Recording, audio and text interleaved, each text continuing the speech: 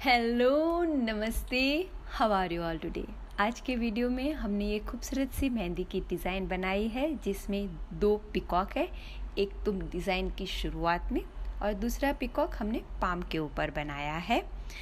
फिर हमने बहुत ही खूबसूरत लेकिन सिंपल वाला चेक्स बॉर्डर के तौर पे इस्तेमाल किया है और हमने पिकॉक के अंदर उसकी फेदर का जो पार्ट है वहाँ पर बहुत ही गॉर्जियस कटवर्क स्टाइल में, रिवर्स मेहंदी स्टाइल में फ्लावर्स इस्तेमाल किए हैं। अगर आप हमारे नए व्यूवर्स हो, हमसे अभी भी जुड़े हो, आपको पिकॉक ड्रॉ करना नहीं आता है, चिंता की कोई ज़रूरत नहीं है।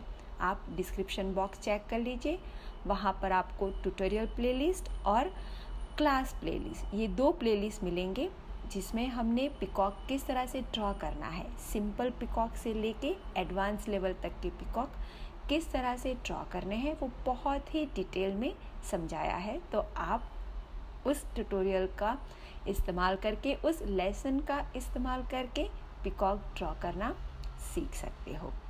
चलिए, तो अब हम इस डिज़ाइन के बारे में थोड़ी सी बात कर लेते हैं। जो ये पहला पिकॉक हमने ड्रॉ किया है वो कुछ हद तक कलमकारी पिकॉक से इंस्पायर्ड है। हमने उसके अंदर जो उसका बॉडी का पार्ट बनाया है, सेंटर वाला, वो बोल्ड एलिमेंट है, वो एक कलमकारी का लेआउट है। हमने 100% कलमकारी को यहाँ पे कॉपी नहीं किया है, लेकिन थोड़ी सी वहाँ से इंस्पिरेशन ली है। फिर हम जो उसका हेड का पार्ट है वो बहुत ही सिंपल फिलर एलिमेंट से भर रहे हैं, क्योंकि हमने जो सेंटर वाला पार्ट बनाया है उसको हम डिज़ाइन में उठाना चाहते हैं।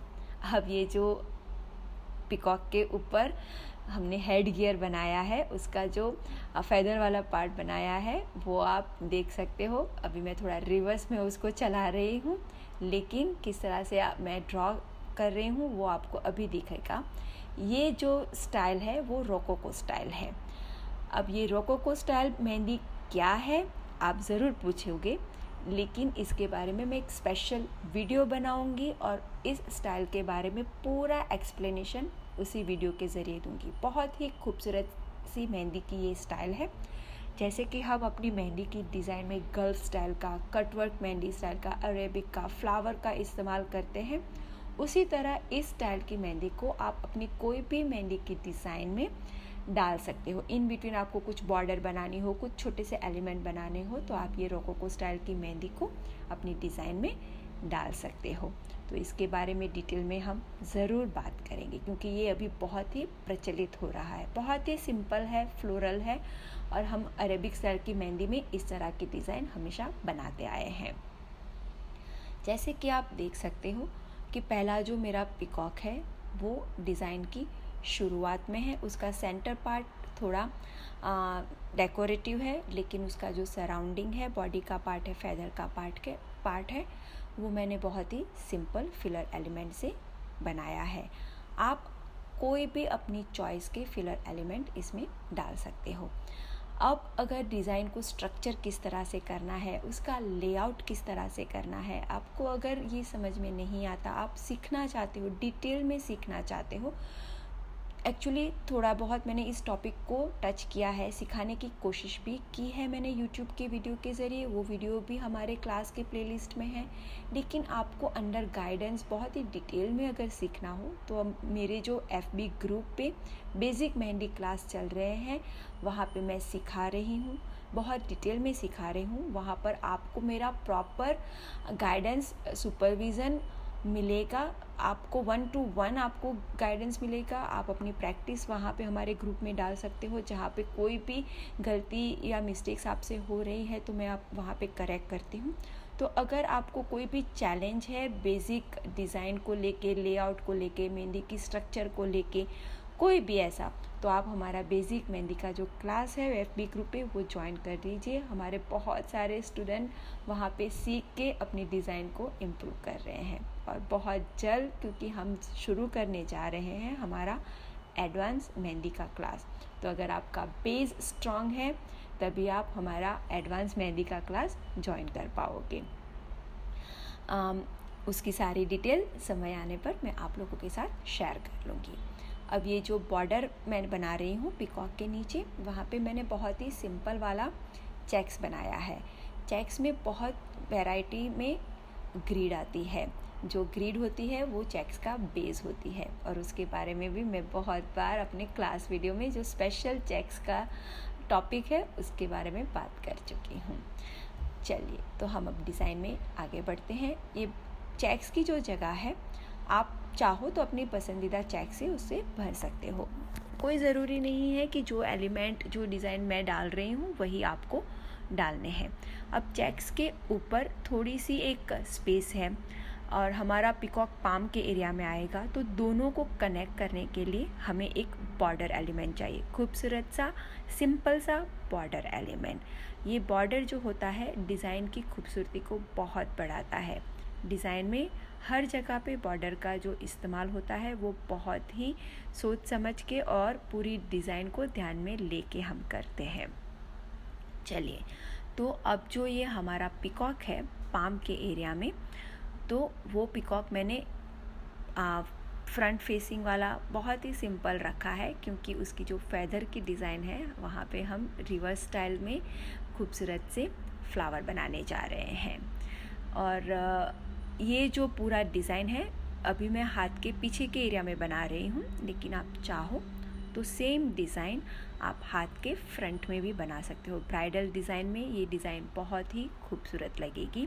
आप अगर डिज़ाइन की लेंथ को बढ़ाना चाहते हो तो आप जो बॉर्डर का एरिया है थोड़ा बीच में बढ़ा दीजिए और डिज़ाइन की लेंथ को बढ़ा दीजिए।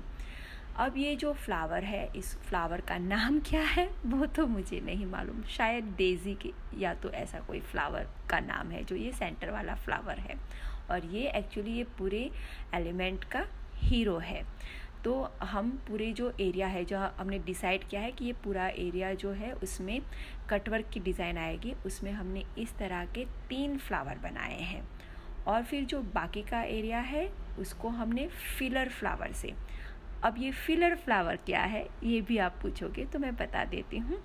जैसे कि गुलदस्ता होता है, फ्लावर का बुके होता है, तो उसमें मेन फ्लावर होते हैं और फिर उसके साथ छोटे छोटे फिलर फ्लावर भी हम डालते हैं, ताकि जो मेन फ्लावर जिसका बुके है, जैसे कि रोज़ का बुके है, तो रोज़ को खूबसूरती देने के लिए रोज़ के साथ आजू बाजू कुछ और छोटे छोटे फिलर फ्लावर भी इस्तेमाल करते हैं, जैसे वाइट कलर के, पर्पल कलर के, येलो कलर के। तो ये जो छोटे छोटे फ्लावर होते हैं उसको फिलर फ्लावर कहते हैं। और ये फिलर फ्लावर का काम वही है जो खाली जगह होती है उसको भरना, और जो मेन एलिमेंट होता है उसकी खूबसूरती को बढ़ाना। और इसीलिए ये बहुत ही इम्पॉर्टेंट हो जाते हैं। छोटे हैं लेकिन उसका मतलब ये नहीं है कि इसकी कोई स्पेशल जगह नहीं है। अगर ये ना होते तो ये जो बड़े फ्लावर है वो उठ के बाहर नहीं आएंगे। तो इसीलिए ये पूरे जो एलिमेंट का बैलेंस है उसको बरकरार रखते हैं। रिवर्स एलिमेंट में ये बहुत ही इम्पॉर्टेंट बात है। अगर आप रिवर्स और नेगेटिव और पॉजिटिव एलिमेंट में बैलेंस बना के नहीं रखते तो रिवर्स एलिमेंट की खूबसूरती नहीं बाहर आती। और ये बात भी मैंने अपनी रिवर्स एलिमेंट की क्लास में बहुत डिटेल में आप लोगों को समझाई है। मैं बार बार रिपीट कर रही हूँ जो भी एलिमेंट यहाँ पे मैं बना रही हूँ कि मैंने क्लास में ऑलरेडी सिखाई है। क्यों ये कर रही हूँ? क्योंकि बहुत सारे हमारे जो व्यूअर हैं वो कमेंट के ज़रिए हमें बताते हैं कि ये बनाना सिखा दीजिए, वो बनाना सिखा दीजिए।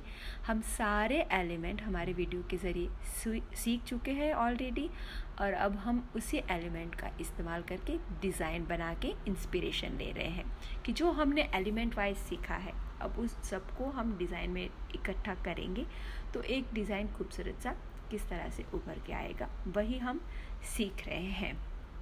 तो यहाँ पे जैसे हमारा जो रिवर्स एलिमेंट है वो मेन एलिमेंट है, इम्पॉर्टेंट एलिमेंट है, इसीलिए हमने वापस यहाँ पे जो पिकॉक की बॉडी है, पिकॉक का जो हेड पार्ट है, वहाँ पे बहुत सिंपल सी डिज़ाइन इस्तेमाल की है। जो भी आपके मेन शेप हो उसको बोल्ड लाइन से आउटलाइन देना मत भूलिएगा, क्योंकि ये बहुत इम्पॉर्टेंट हो जाता है, वरना वो शेप आपकी डिज़ाइन में गुम हो जाएंगे। बिगिनर्स हमेशा यहीं पे मिस्टेक कर जाते हैं और इसीलिए मैं ये बार बार रिपीट करती रहती हूँ। अब यहाँ पे हमारा पिकॉक और उसका फैदर ये बहुत ही इम्पॉर्टेंट है और इसीलिए उसका जो सराउंडिंग एरिया है अगेन बहुत ही सिंपल फिलर एलिमेंट से मैंने भर दिया है। मैंने कोई भी कॉम्प्लिकेटेड एलिमेंट वहाँ पे नहीं लिया है, क्योंकि डिज़ाइन खूबसूरत हो उसके साथ स्पीड में होना भी बहुत ज़रूरी है।